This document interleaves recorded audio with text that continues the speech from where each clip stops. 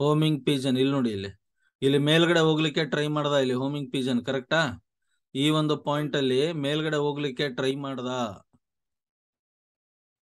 ಈ ಟ್ರೇಡ್ ನ ತಗೊಂಡಿದ್ದೀನಿ, ಅದಕ್ಕೆ ಅಲ್ಲಿ ಮಾರ್ಕ್ಸ್ ಇರೋದು.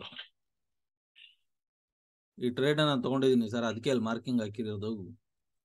ಸೊ ಇಲ್ಲಿ ಮೇಲ್ಗಡೆ ಹೋಗ್ಲಿಕ್ಕೆ ಟ್ರೈ ಮಾಡದ, ಆದ್ರೆ ಮಾರ್ಕೆಟ್ ಕೆಳಗಡೆ ಬಂದಿದ್ರಿಂದ ಏನ್ ಮಾಡಿದ್ವಿ ನಾವು, ರಿವರ್ಸ್ ಟ್ರೇಡ್ ಅನ್ನ ತಗೊಂಡಿದೀವಿ. ಕ್ಲಿಯರಾ ಸರ್? ಥಿಯರಿಯ ಪ್ರಕಾರ ಇದು ಬಂದಾಗ ಮೇಲ್ಗಡೆಗೆ ಬ್ರೇಕ್ಔಟ್ ಕೊಡ್ಬೇಕು ಅಂತ ಇದೆ, ಆದ್ರೆ ನಿಜ ಜೀವನದಲ್ಲಿ ನಾವು ಟ್ರೇಡ್ ಮಾಡ್ಬೇಕಾದ್ರೆ ಇದು ಯಾವ ಸೈಡಿಗೆ ಬೇಕಾದ್ರೂ ಹೊಡೆಯಬಹುದು.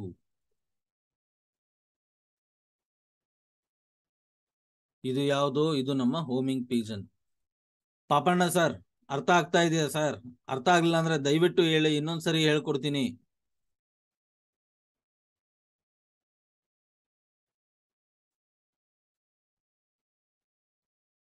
ಪಾಪಣ್ಣ ಸರ್,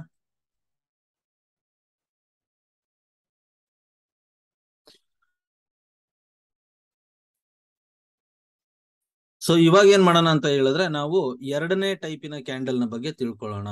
ಇದು ಏನ್ ಮಾಡುತ್ತೆ ಅಂತ ಹೇಳಿದ್ರೆ, ಇದು ಯೂಶುವಲಿ ನಮಗೆ ಅಪ್ಸೈಡ್, ಸಾರಿ, ಇದು ಯೂಶುವಲಿ ನಮಗೆ ಯಾವಾಗ ಬರುತ್ತೆ, ಈ ರೀತಿ ಕ್ಯಾಂಡಲ್ಸ್ ಮಾರ್ಕೆಟ್ ಅಪ್ಸೈಡ್ ಅಲ್ಲಿ ಇರ್ಬೇಕಾದ್ರೆ, ಮಾರ್ಕೆಟ್ ಫುಲ್ ಬುಲ್ಲಿಶ್ ಮೊಮೆಂಟಮ್ ಅಲ್ಲಿ ಇರ್ಬೇಕಾದ್ರೆ ನಮಗೆ ಈ ತರಹದ ಒಂದು ಕ್ಯಾಂಡಲ್ ಬರುತ್ತೆ.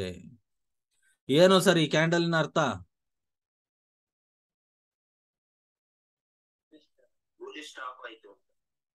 ಎಸ್, ಇದಕ್ಕೆ ನಾವೇನಂತ ಕರಿತೀವಿ? ಡಿಸೆಂಡಿಂಗ್ ಹಾಕ್ ಅಂತ ಕರಿತೀವಿ. ಏನಂತ ಕರಿತೀವಿ? ಡಿಸೆಂಡಿಂಗ್ ಹಾಕ್.